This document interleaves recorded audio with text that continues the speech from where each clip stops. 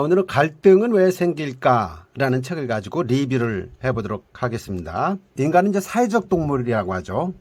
홀로 살 수가 없고 다른 사람들과 이런저런 관계를 맺는 존재라는 뜻이죠. 그래서 편견과 선입견 없이 사회의 갈등을 정확히 바라보려는 노력이 필요하고, 심각하다고 판단한 14가지 갈등을 담아 놓고 있습니다. 그래서 이 책을 읽고 나면 어느 정도 갈등을 해결하기 위해서 어떤 마음을 가져야 될지에 대해서 깨닫는 좋은 시간이 될 것 같습니다. 내용을 보면 부자와 서민, 여성과 남성, 남한과 북한, 노동자와 자본가, 그리고 영호남, 기성세대와 신세대, 개발주의와 환경주의, 중소기업과 대기업, 장애인과 비장애인, 단일민족과 다민족, 선진국과 후진국, 키리스트교와 불교, 주역과 단역배우, 타인과 나, 이렇게 14가지 분야로 나눠서 정리를 하고 있습니다. 흔히들 금수저, 흙수저 이야기합니다. 무수저라는 말도 있죠. 수저 자체도 없다.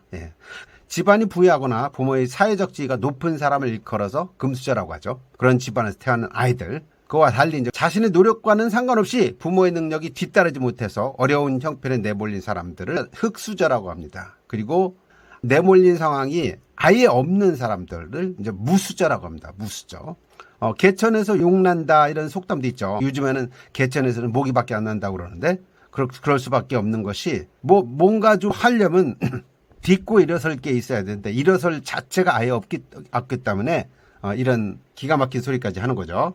그런데 이 금수저, 흙수저, 무수저가 시간이 지나면 빈익빈 부익부 현상을 더욱더 공고화시키죠. 있는 사람은 더 많이 갖게 되고 없는 사람은 더 없어지는, 그래서 이런 것을 줄이는 방법이 정책이라고 할 수 있는데, 정치에서 해결하지 못하면 많은 갈등을 일으키게 됩니다.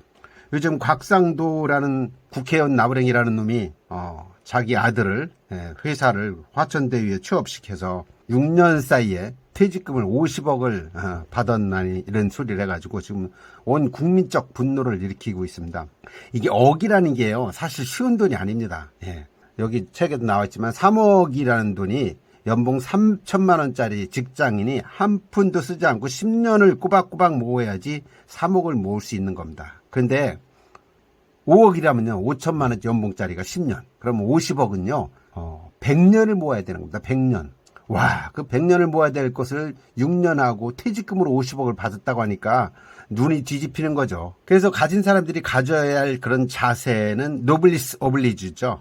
노블리스 오블리주. 있는 사람들이 더 뭔가 모범을 보이고, 우리 사회에서도 이렇게 노블리스 오블리주를 실천했던 사람이 있죠. 조선 시대 경주에서 최씨 가문이라는 사람들은 300년 동안 큰 부를 이루면서 살았었는데, 채부잣집이라고 하죠.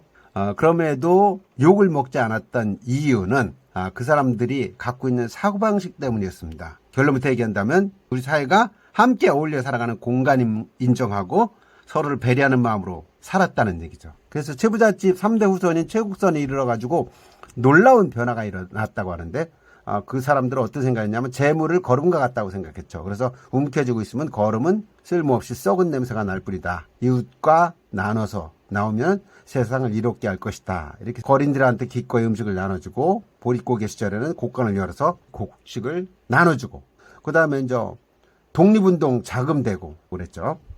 근데 이 채부잣집에는 300년 동안 지켜온 6가지 가르침이 있었다고 합니다. 첫 번째는 이제 진사 이상의 벼슬을 갖지 말아라. 부를 바탕으로 해서 권력까지 탐하는 것은 경계하는 그런 말이 되겠죠. 두 번째, 재산은 만석 이상 모으지 말아라. 지나친 재물 욕심을 버리라는 겁니다. 셋째, 흉년에는 재산을 늘리지 마라. 남의 불행을 이용해서 욕심을 채우려 들지 말라는 경고죠. 넷째, 손님을 잘 대접하라. 이것은 다른 사람과 맺는 인연을 소홀히 여기지 말라는 뜻입니다.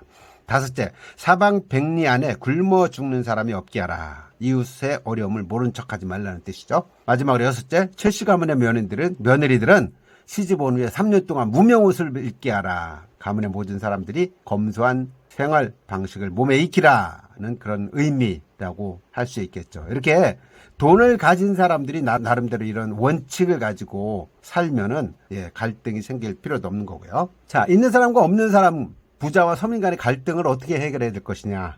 정책적인 해결밖에 없습니다. 그 첫 번째는 이제 세금을 내는 거죠. 부자 증세, 서민 감세 이런 식으로 해서 세금을 있는 사람들은 더 많이 낼 수 있도록 하는 거죠. 많은 세금을 골고루 가난한 사람의 혜택을 누릴 수 있도록 하는 기본소득 이런 거가 되겠죠. 그 다음에 기회균등이 되겠습니다. 기회균등. 모든 사회 구성원에게 기회를 똑같이 주는 거죠. 돈이 있고 없고 때문에 차이가 나지 않는 그런 평등한 기회를 주는 방법, 기회가 되겠죠. 마지막으로는 사회복지가 완성이 돼야 됩니다. 예. 그래서 기초생활수급자 제도도 이런 사회복지 한 사례라고 들 수 있는데, 기초생활수급자가 되면 매달 생활비 지원을 해주고 또 주택, 의료, 교육 등에서 법률에 따른 여러 가지 혜택을 주는 것, 이런 것들이 이제 빈익빈 부익부를 해결할 수 있는 방법이 되겠죠. 프랑스의 경제학자 토마 피케티가 21세기 자본을 통해서 부는 한쪽으로 치우치고 세습되는 안타까운 현실이 있다라고 이제 비판을 했습니다. 왼쪽에 있는 학자가 바로 토마 피케티죠. 그래서 21세기 자본론을 통해서 그렇게 이야기를 했는데, 그래서 빈익빈 부익부 현상을 해결하기 위해서는 가진 사람들이 더 세금을 많이 내도록 부자 증세를 하도록 유도해야 되고, 그 다음에 없는 사람들한테는 뭐 기본소득 이런 걸 통해서 기회를 균등하게 만들어주는 것들도 필요하다고 볼 수 있습니다. 자, 보면 부자의 양심과 책임감, 노블레스 오블리주 나오죠. 로마 시대 초기에만 해도 왕과 귀족들이 높은 도덕성과 솔선수범하는 지도자 자세를 갖춰서 제국의 기반을 다졌는데, 전쟁이 나면 이 사람들이 먼저 출전하고 그렇게 도덕적 의무를 다했다는 거죠. 우리나라에서도 돈을 많이 벌었던 사람 중에서 유한양행의 창업주 유일한 사장이죠. 예, 이분이 그 많은 돈을 벌어가지고 독립운동 지원도 하고 없는 사람들한테 돌봐주고 회사 주식을 또 나눠주기도 하고 이런 식으로 해서 했던 사례가 아주 유명합니다. 마이크로소프트의 창업자 빌 게이츠도 마찬가지로 노블레스 오블리주를 실천했던 부자로서 주목을 받고 있는 사람이기도 합니다. 두 번째 주제는 여성과 남성이 되겠습니다. 차이는 인정하되 차별은 도전한다. 우리가 태어날 때 내가 남자로 태어나고 싶다고 해서 남자로 태어나는 것도 아니고, 또 여자로 태어나고 싶다고 해서 여자로 태어나는 것도 아닙니다. 태어나는 거는 우리의 선택이 아니죠. 일단 뭐 부모도 선택할 수도 없는 것이고, 그렇게 해서 태어나는데, 태어나고 나서 보니까 여성과 남성의 어떤 차이가 있다라는 걸 알게 되는 거죠. 그동안에는 남녀 차별이 참 많았었는데 최근 들어서는 그 차별들이 없어지는 추세죠. 예를 들면 여기 소개되어 있는 것처럼 공군사관학교도 1997년이 되어서 여성 입학이 처음 허용됐고, 육군사관학교는 1998년, 해군사관은 1999년 이 되어서야 여성 입학을 허용했다는 거죠. 그러나 여성 대학 진학률이 남성보다 높아지고 공무원들도 여성 비율이 더 높아지고 이런 것들이 이제 최근 통계를 통해서 나타나고 있습니다. 그럼에도 불구하고 유리천장이라는 말이 존재한다는 거죠. 충분한 능력을 갖춘 여성의 지위를 회사 등에서 일정 수준 이상 오르지 못하게 하는 보이지 않는 장벽, 이런 것들이 아직도 있다고 보고 있는 거죠. 지금 오른쪽의 그림처럼 더 올라갈 수 없는 벽을 만들어 놓고 남자들만 그걸 누리고 있다, 이렇게 표현하고 있는 거죠. 남성과 여성의 차이는 분명히 있습니다. 남자들이 더 힘이 세고 여자들은 좀 섬세한 면이 있고 이런 부분들 차이라는 게 분명히 있죠. 그렇지만 차별만큼은 바로 잡아야 된다라는 것이 이제 여기서 이야기하고 있는 핵심이 되겠습니다. 실제로 뭐 선거권 같은 경우 옛날에는 차별들이 많았죠. 뭐 우리나라만 그랬던 게 아니고 외국도 마찬가지였습니다. 여성에게 선거권이 처음 주어진 것도 1890년 미국의 와이오밍주가 가장 먼저 선거권을 줬다고 하죠. 그런 것이 30년 흘러서 1920년대에 전체 미국의 선거권이 주어졌다는 겁니다. 우리나라도 뭐 1948년 이후에 만든 헌법에서부터 남녀 평등권, 참정권을 보장하고 있죠. 자, 페미니즘이라는 말들이 있습니다. 인류는 대부분 오랜 세월 동안 남성 중심의 역사로 살아왔다. 여성은 성차별의 희생양이었고, 그런 현실을 배경으로 19세기 들어서서 시작된 사회운동이 페미니즘이죠. 사회 각 분야에서 여성의 차별을 없애려는 적극적인 움직임, 이런 것들. 우선은 이제 여성의 정치적 참여들이 시작이 됐고, 때마침 시몬드 보부아르가 제2의 성이라는 책이 출간되면서 페미니즘에 대한 것들이 크게 부각되기 시작을 합니다. 그래서 오늘날의 페미니즘은 성별을 뛰어넘어 개인의 다양성을 인정하고 인권 보호를 강화하는 그런 사회운동으로 발전하고 있다고 볼 수 있겠죠. 자, 그 다음 주제는 이제 남한과 북한이 되겠습니다. 2000년을 전후해서 남북 이산가족의 만남 상봉 행사들이 많이 있었죠.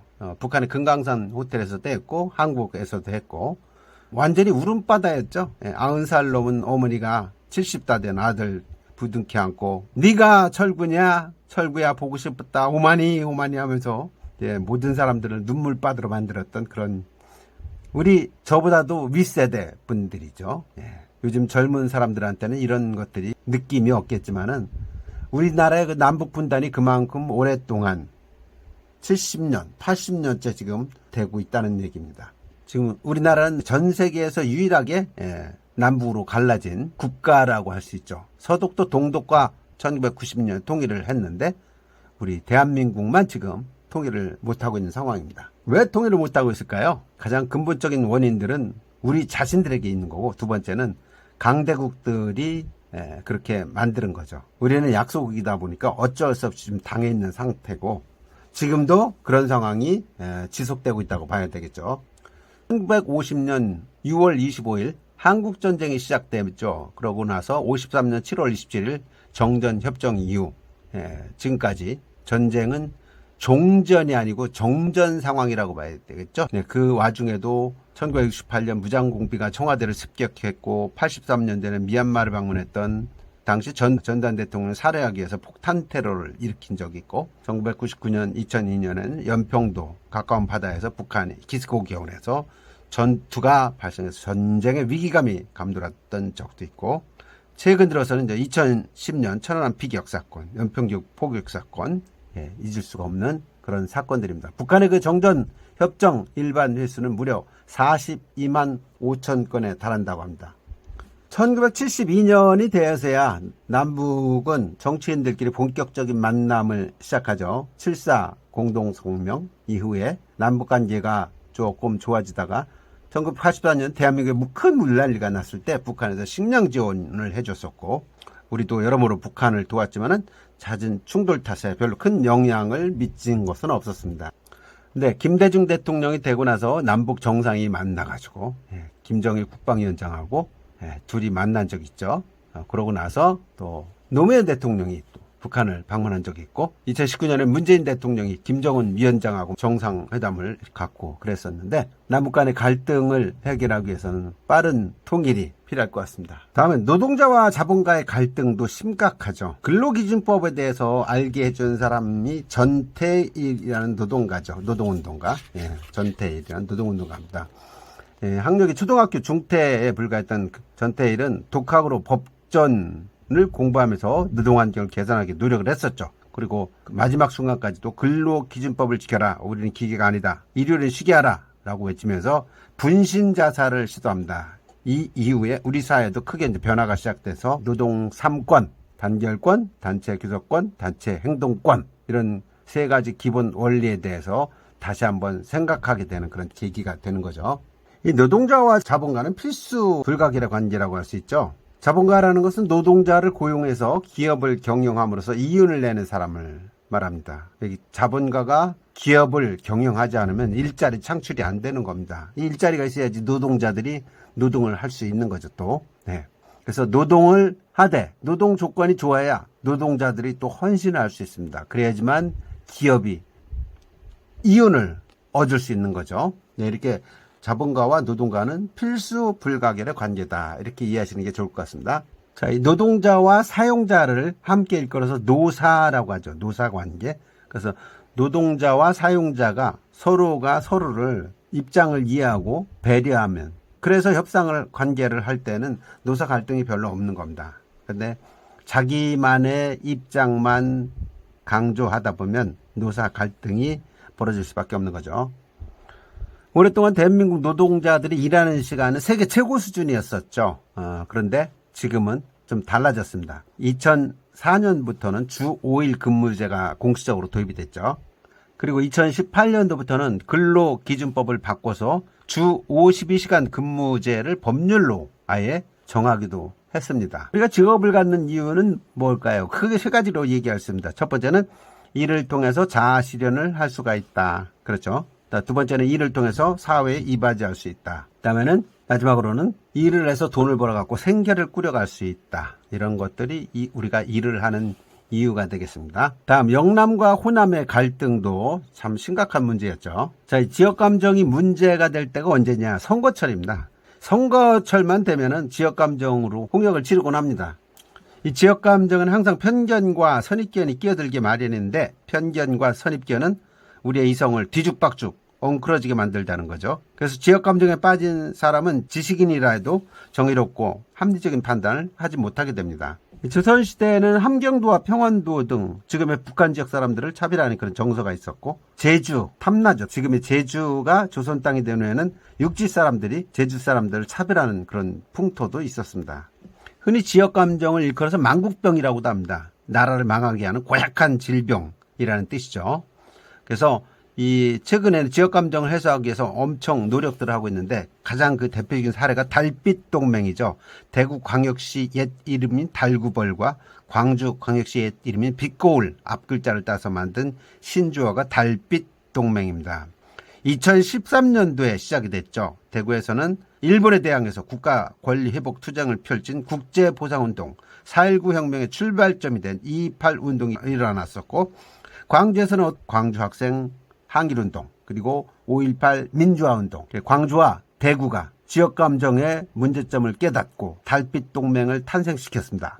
그래서 어떻게 했습니까? 달빛 오작교라고 해서 이름 붙여가지고 두 지역 젊은 남녀들이 미팅 기회를 만들고 청소년들이 상대 도시를 방문해서 역사와 문화를 체험하고, 2016년과 2018년에는 광주에 폭설이 내렸을 때 대구에서 인력과 장비를 지원해서 복구를 도왔고, 또 2020년도 대구가 코로나 바이러스로 힘들어할 때는 마스크 등 물자와 의류를 지원하기도 했습니다. 대구에서는 5.18 버스를 운행하고 있고 광주에서는 2.28 버스를 운행하고 있기도 합니다. 또 우리에게는 정겨운 사투리가 있습니다. 박경리의 그 대하소설 토지에서는 경상도 사투리가 효과적으로 쓰여가지고 더욱 훌륭한 작품이 되었다고 하죠. 또 전라도 사투리가 들어가지 않으면 판소리는 또 제맛이 나지 않습니다.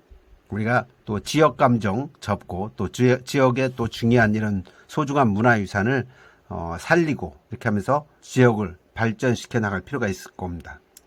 자, 다음에는 기성세대와 신세대의 갈등이 되겠습니다. 세대 차이라는 말을 많이 하죠. 할아버지와 아빠 사이에 취향과 생각이 다른 거, 또 아빠와 자녀 사이에 취향과 생각이 다른 거, 이런 것을 이제 일컬어서 세대 차이라고 합니다. 이 세대 차이는 인류 역사상 언제나 존재해 왔습니다.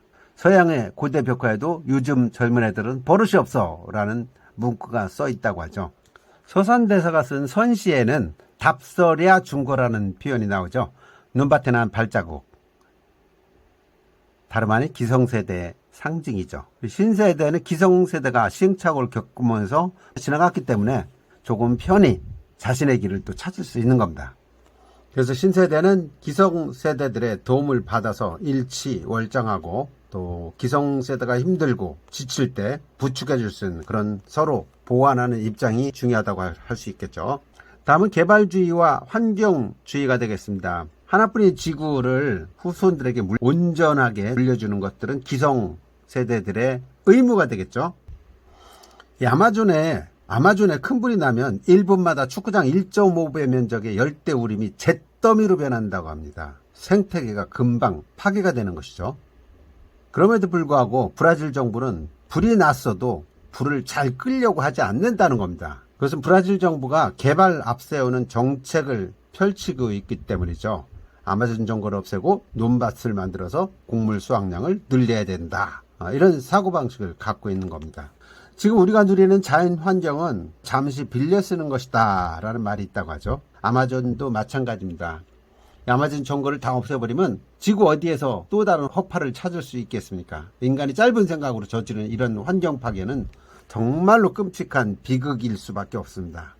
이 태평양에 가면 쓰레기섬이 둥둥 떠다닌다고 하는데, 이 쓰레기섬이 대한민국 면적의 15배가 넘는다고 합니다. 놀라운 일이죠. 이 태평양의 쓰레기섬은 해류와 바람 때문에 만들어졌다고 합니다. 그 재료를 공급한 게 바로 인간이죠. 플라스틱이 주 원인입니다. 연구 결과에 따르면 그 양이 1조 8천억 개를 훌쩍 넘고 무게만 해도 8만 톤에 이른다고 하죠. 거기 가보면은 생수통, 포장지, 일회용 생활용품 이런 것들이 많다고 합니다. 물론 개발이 필요할 때도 있습니다. 서울 부산을 연결하는 경부고속도로가 1972년도에 완공이 됐는데 그전에 차를 타고 서울에서 부산 가려면 9시간이 걸렸어요. 근데 경부고속도로가 개통된 이후에는 절반으로 줄었죠. KTX 고속철도가 운행되고 나서는 서울역에서 출발해갖고 2시간 40분이면 부산역에 도착할 수 있습니다. 이 KTX는 자동차 운행을 줄여서 환경부에도 큰 도움이 된다고 보고 있죠. 요즘 그레타 툰베리가 화제의 인물이죠. 2019년 타임지가 선정한 올해의 인물에 선정된 16살의 환경운동가. 올해는 노벨상 후보로다 거론되고도 있습니다. 이 그레타 툰베리는 스웨덴에서 태어난 소년인데 15살 무렵에 기후변화에 대한 심각성을 느껴가지고 환경운동을 시작했다고 하죠.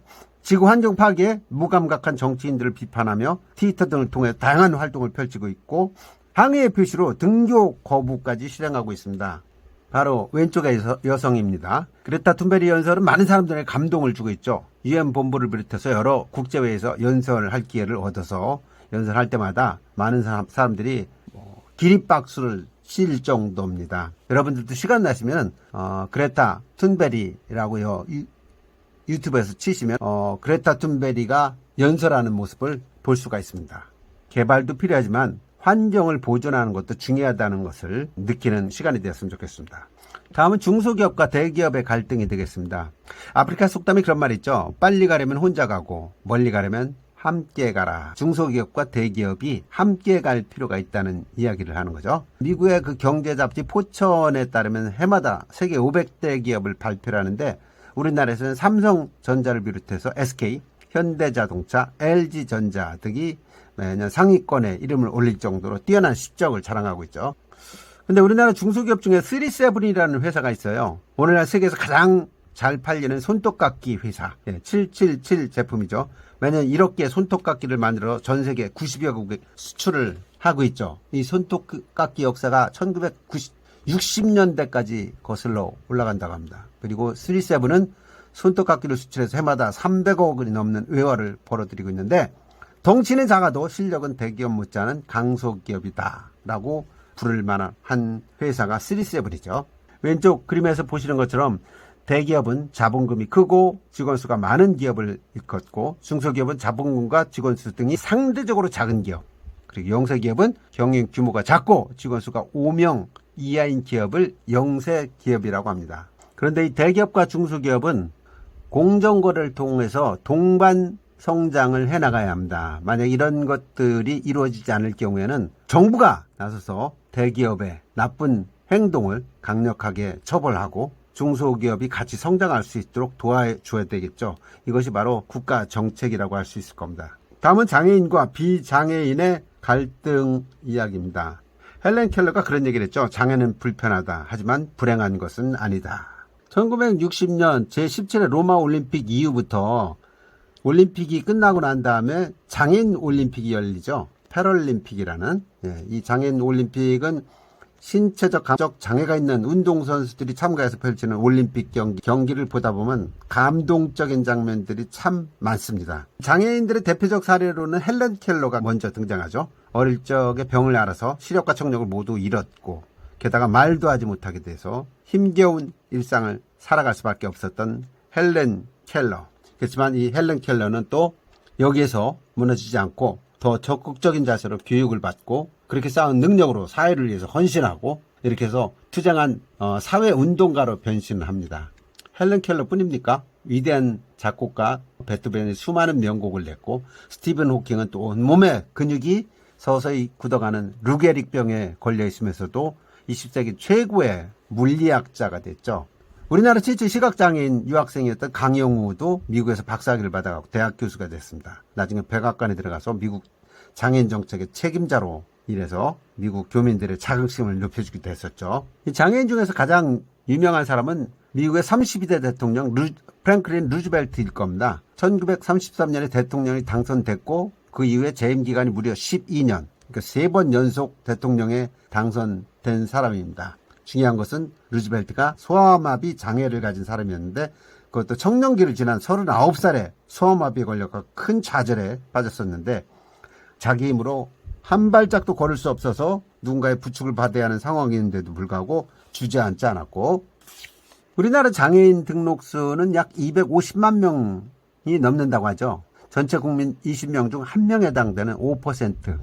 그런데 선천적 장애인의 비율은 10% 남짓이라고 그래요. 나머지는 90%가 교통사고, 질병, 산업장애 등으로 산업재해 등으로 장애가 됐다는 얘기죠. 누구나 장애가 될 수 있다는 얘기를 하는 겁니다, 지금.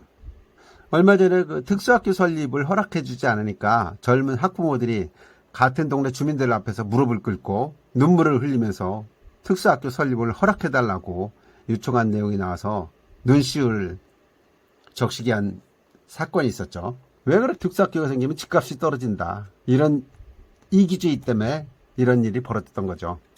그런가 하면은 교사로 일하던 박두성 씨는 수년간 연구해서 6개의 점으로 구성된 한글 점자, 훈맹정음, 맹인들을 가르치는 훈민정음을 훈맹정음이라고 해서 시각장애인의 세종대왕이라고 찬사를 받던 사람도 있었습니다. 바로 이거죠. 훈맹정음. 장애인들을 생각하는 이런 마음, 우리가 모두 함께 가져야 될 것 같습니다. 자, 다음은 단일민족과 다민족이죠. 제가 학교 다닐 때는 대한민국은 5,000년 역사의 단일민족 국가라고 그렇게 배웠습니다.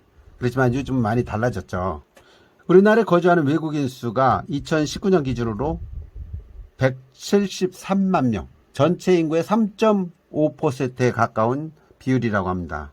다문화 가정들도 다 대한민국 국민이라는 그런 생각을 가져야 할 때가 되었습니다. 마지막으로 주역과 단역 배우를 살펴보겠습니다.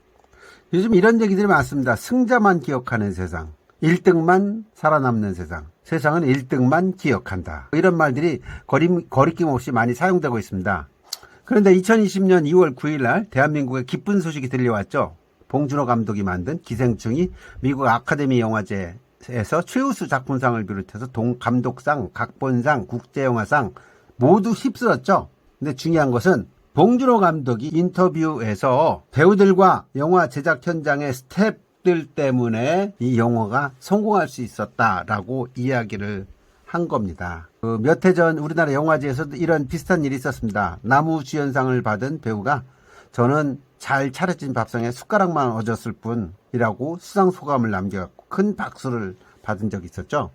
영화가 성공하려면 주연 배우 하나만 잘해서 되는 건 아닙니다. 수많은 이야기들이 짜임새 있게 잘 구성돼야 되고 조연들이 등장해서 나름대로 단역 배우 역할들을 엑스트라 역할도 잘 해야 되는 거죠. 그래야지만 멋진 영화를 만들 수 있는 겁니다. 서울시 동대문구에 가면 다일천사병원이라는 게 있습니다. 2002년 10월에 문을 열었죠.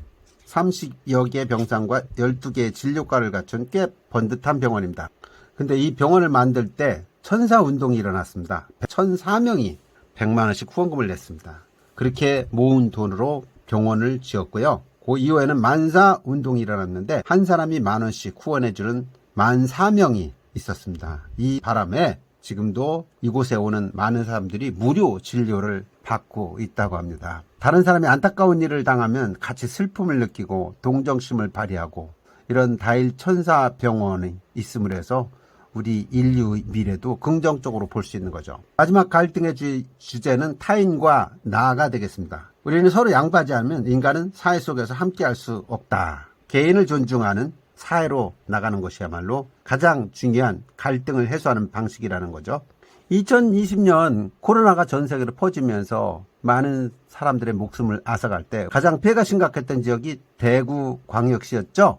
처음에는 사태가 진정될 기미조차 보이지 않았는데 이때 전국의 의료진들이 대구로 향했습니다. 많은 의료진들이 자발적으로 참여를 했죠. 심지어는 개인 병원을 운영하는 의사들이 생계를 접으면서까지 대구로 달려갔습니다.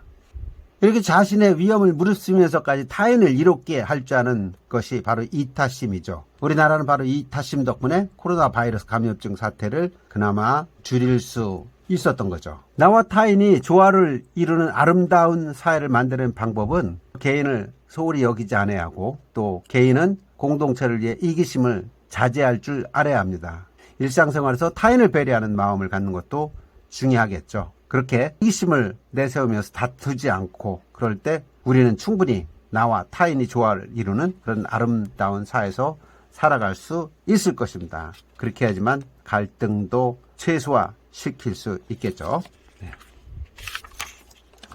자, 이렇게 해서 갈등은 왜 생길까라는 책을 한번 리뷰를 해봤습니다. 여러분들 도움이 되었다면 구독 그리고 좋아요 댓글 눌러주시길 바라면서 여기서 마치겠습니다. 여러분 감사합니다.